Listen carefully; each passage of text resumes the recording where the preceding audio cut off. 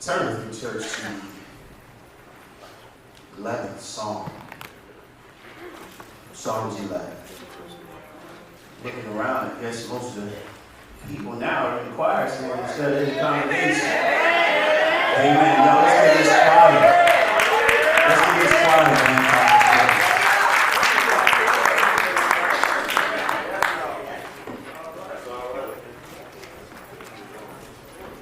Family, I'm going to be reading for all of you who can stand. Please stand. I'm going to be reading from the New American Standard Bible, which is deemed as the most accurate translation of the King James Bible. Psalms 11, beginning at verse 1, reads in this manner. In the Lord I take refuge. How can you say to my soul, flee as a bird to your mountain? For behold, the wicked bend the bow. They make ready their arrow upon the string, to shoot in darkness at the upright in heart. If the foundations are destroyed, what can the righteous do? The Lord in his temple, the Lord's throne is in heaven.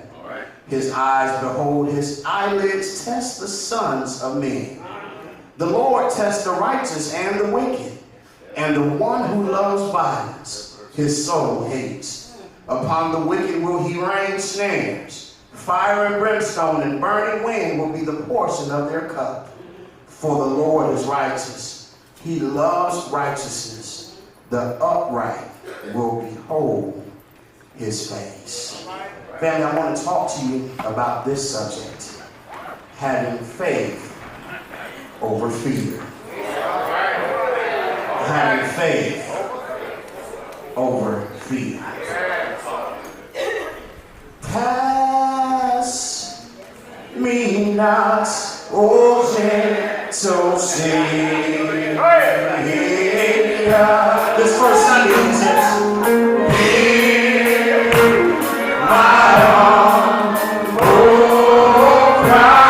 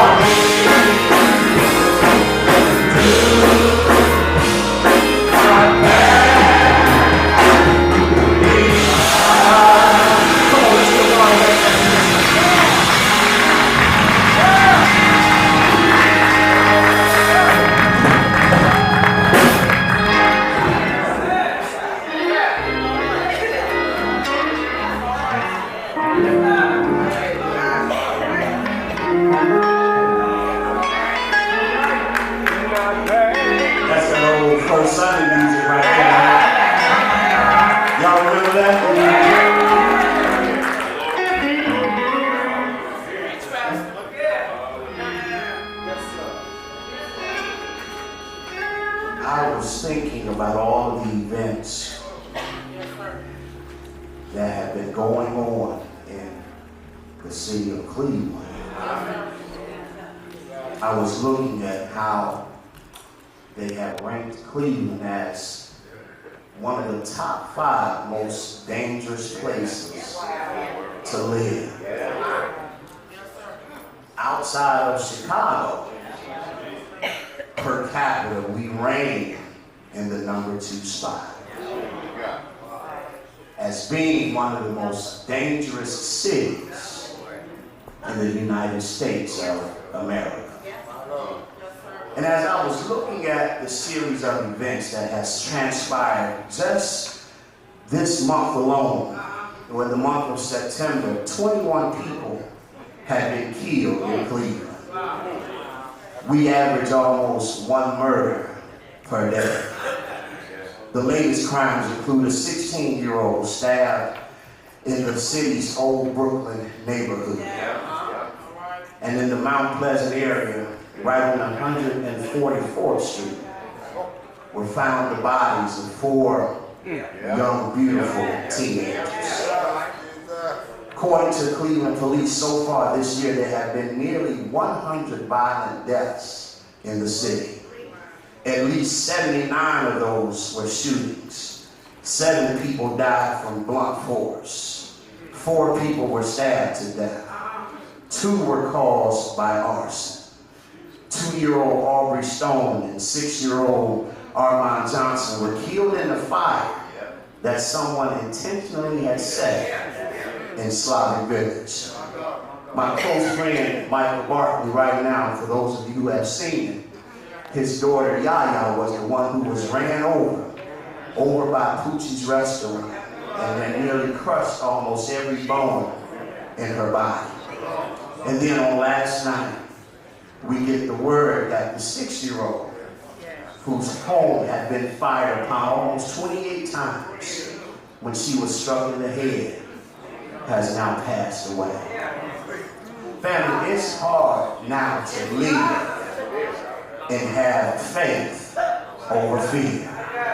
We are living in such a time that it is seeming as if though God has lost control of the entire situation. But I'm here to tell you all today that God has not given us the spirit of fear, but of power and of love and of a sound mind.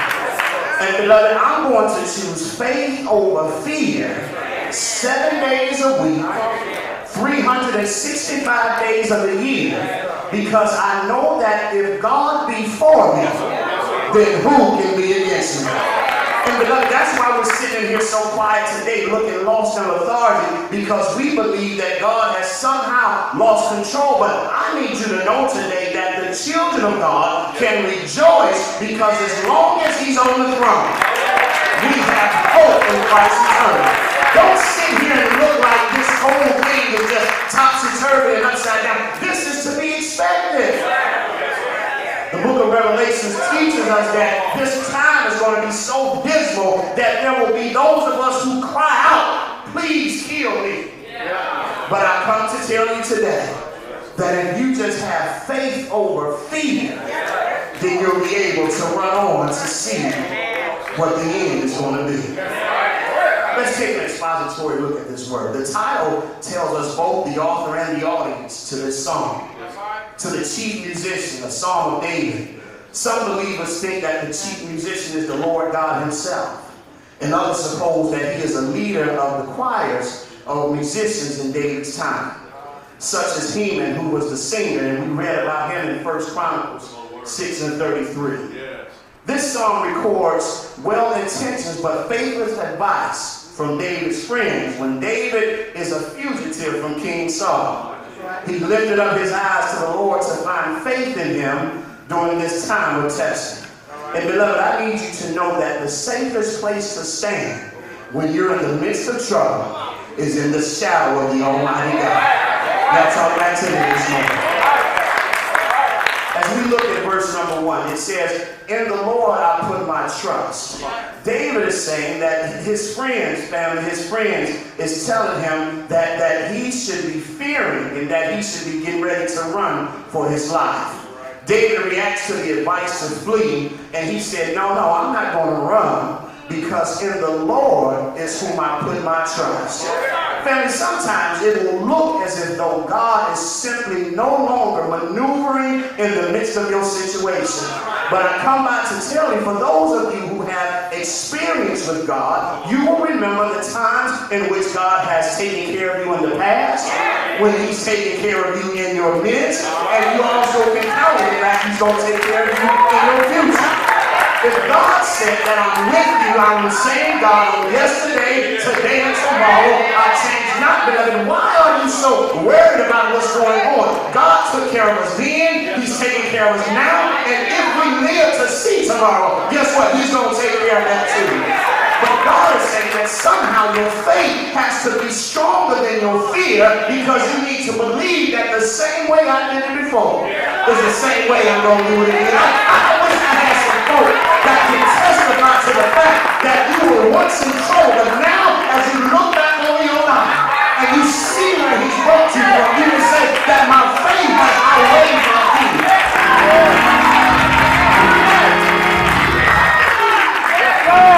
Your faith can outweigh your fear. Sometimes we will let fear be the driver, and I'm here to tell fear today, fear, you got to get in the passenger seat, because I've got to let my faith do the driving on today. David is saying, I'm not going to sit here and listen to you tell me. I'm going to put my trust in God. I've done it before, and I'm going to do it again. He said, how can you tell me to say to my soul to flee to the mountains? And isn't that just like some of our friends? Come on, you finna make somebody else. Isn't that just like some of our friends? When things not looking good, you need to leave church. You need to stop talking to them church folks because they ain't helping you. You need to stop praying. You need to stop believing in God. You need to just flee to the mountains. Because if you flee to the mountains, you ain't got to worry about your problems. Well, I come to tell you, I look to the hills. I ain't going to the mountains. I'm going to go to the hills. And I'm going to look to the hills from whence cometh my help. Because I know that my help comes from the Lord. David is saying that I'm not getting ready to flee, run, nor hide. Because the same way God took care of me when I slayed the giant, he's going to take care of me now.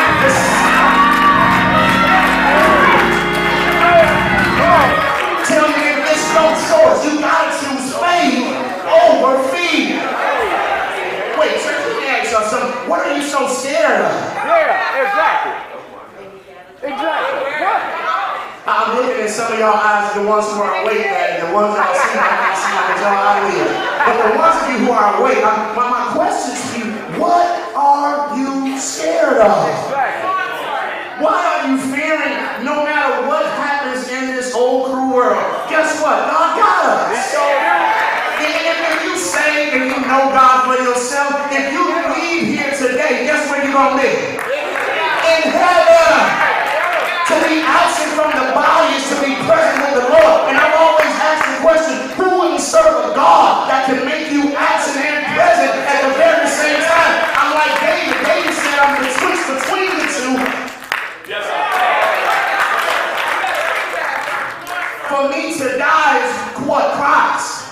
For me to live is what gain. So no matter what I do, no matter where I'm at, no matter what predicament I'm in, I am in a win-win situation. Guess what? If I leave here today, baby, I win. If I stay here today, I win. If I leave tomorrow, I win. If I leave, you win. You win. Yes, so this is fixed. It's fixed, and we already won. But it's your choice to choose faith over fear. Stop doubting God. He who cometh to me must believe that he is. And that he is what? He is a rewarder of them who diligently seek it after me. Family, you gotta stop chasing people and you gotta literally, figuratively run after God. If you was a God chaser, you wouldn't have time to worry about what may happen to you on tomorrow. Oh, I wish I I had some folk in here that understood what a God chaser is. When you're a God chaser, you don't have time to worry about possibilities or promises. You don't have time. That's right. Yes, sir. Maria, I'm chasing God. I'm chasing after him. I want to live in his shadow, Terry. So that way, when his shadow is upon me, guess what? The enemy leaves me alone. When I'm in the presence of God, Chris, the enemy not coming close to me. But here's what happens to a lot of us. We get out the presence of God and we start trying to do things for ourselves, by ourselves, and we listen to our friends who telling us to flee and run to the mountains. Don't run. David is saying, the Lord, I put my trust. In the years before he took the throne of Israel, David lived the life of a fugitive. He was constantly hunted by King Saul and lived in constant danger. In such a time, his friends advised him, flee as a bird to your mountain. His friends meant well, but that wasn't the thing that you tell your friend. You don't tell your friends to leave the church or leave the presence of God. You tell them to get closer to God, get closer to some praying folk. When I'm in trouble, I know who to call and I know who not to call.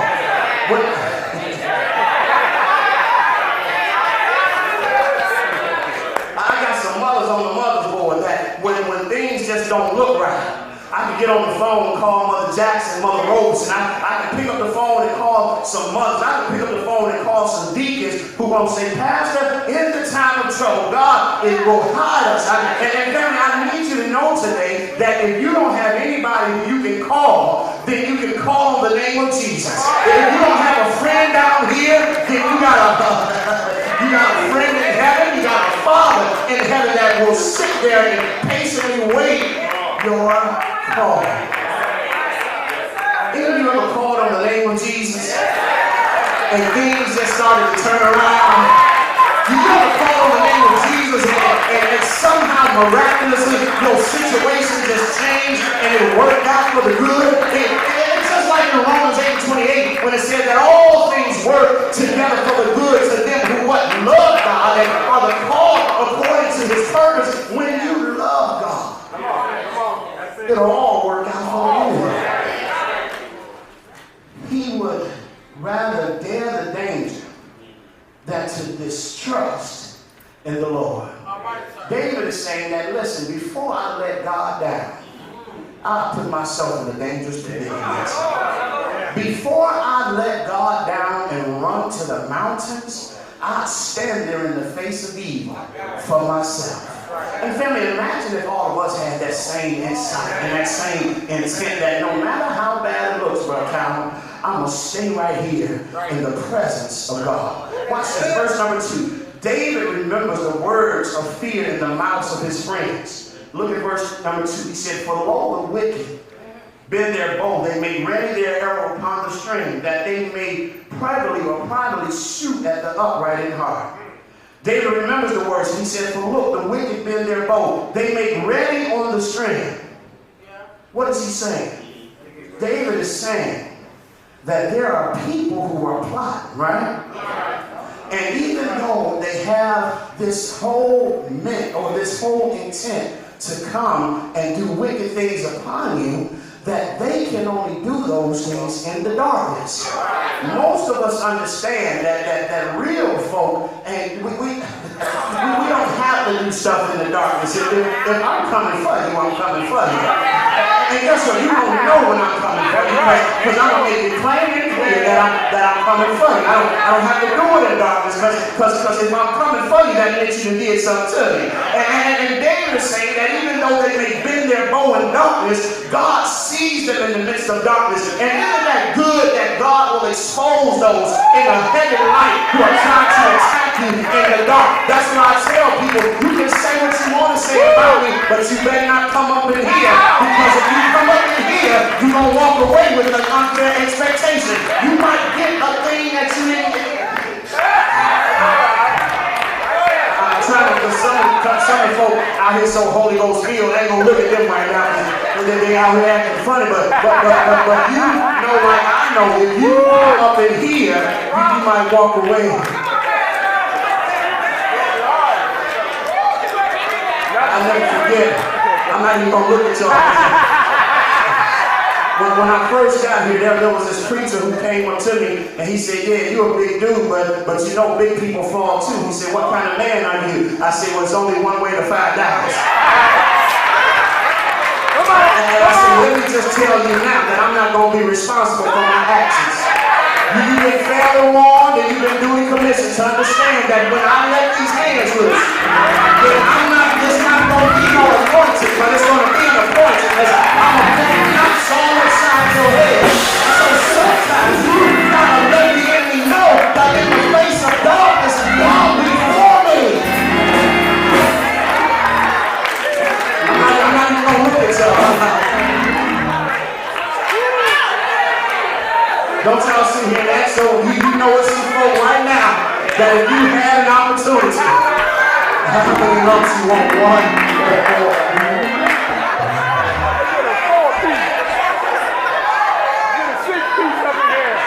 That's why some of y'all sitting here looking crazy now because you done already got a lump. We don't know where it happened at.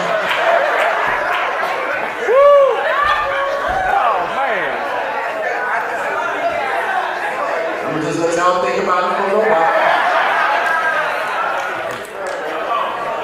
David's friends, beloved, was using an element of manipulation. Here they have reason like this. Look, for it is good that we get David out of here.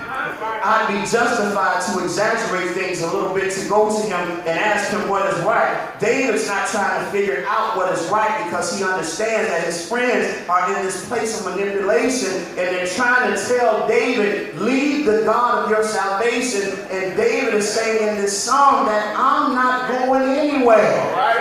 That I'm going to have faith over fear and I'm going to continue to trust in my God.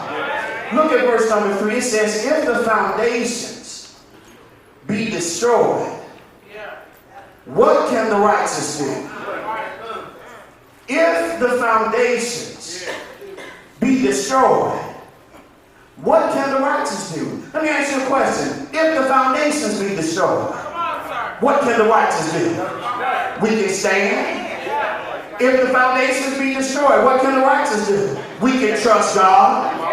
If the foundations be destroyed, what can the righteous do? We can continue to pray and put our faith in God to make sure that we have more faith over fear. If the foundations be destroyed and things stop looking like they should look, the best thing we can do as believers is continue to trust God that if He's going to fight, that our battles will be fought by God. He said that I will make your enemies become your footstool. And I don't know about you, church, but every battle that I've been in has taught me something. Everybody that I've had to go against have taught me something. I teach people in corporate, don't ever get upset when you get a quote-unquote bad employee, because if you get a bad employee, guess what? You're going to learn something from that bad employee. Good employees don't really stretch me or make me grow. So I look for those opportunities to coach and develop those quote-unquote bad employees, because if I get stretched, that means I'm going to grow. And if I grow, that means I'm going to get opportunity. And if I get opportunity, it means I'm going to be elevated. And if I be elevated, then I can see above my enemies. All I'm saying is when God said that I'll make your enemy your footstool, don't you ever get upset with the fact that you're coming under attack, because the more attack you come under, the higher in the Lord you're going to get. Because God is saying that for every battle that you had to fight, I've been there with you every step of the way. And they said it once before, for every new level there's a new devil. And if you are afraid and you're scared to fight your battle, then say, God, you fight this battle for me. But as for me and my house, we know how to fight against injustice, against politics, against war. But a lot of you have struggled with the fact that you don't know how to fight your enemy. You know why? Because your fear has outweighed your faith. And whenever your fear outweighs your faith, you're not going to be able to win in the time of battle. Let's look at verse number 4. The Lord in His holy temple. The Lord's throne is in heaven. His eyes behold His eyelids. Try the children of men. Let me read that again. The Lord is in His holy temple. The Lord's throne is where? In heaven. His eyes behold His eyelids try the children of men. Tell your neighbor, God sees everything. No, say it like you mean it. God sees everything.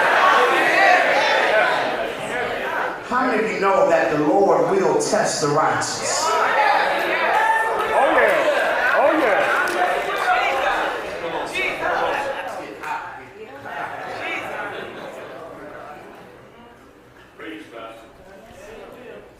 It is getting real hot up in here. Y'all listen, if my shirt don't fit, that's okay. Yeah, talk about it later, Chris. Watch this. So the Lord tests the righteous, right? See, a lot of us feel that once we became saved, that then things was going to be easy, that this walk was going to be easy, that things are just going to line up all the time. Bills going to always be paid. My marriage is going to be perfect. My supervisor and manager is going to like me on the job.